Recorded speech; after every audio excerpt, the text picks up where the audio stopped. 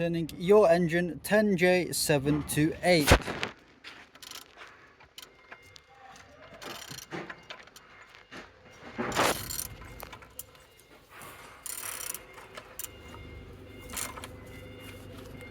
Compression is very good, as you can see. The compressor looks nice. All good. All nice. Alternator looks good, as you can see. All nice. All well. Come over to this side.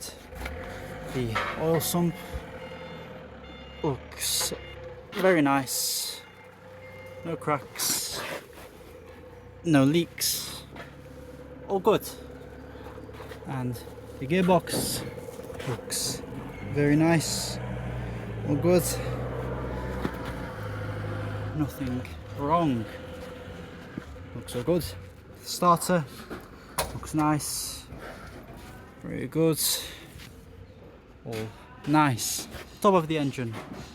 All good. The plugs look nice, as you can see. Here as well. You can see all nice.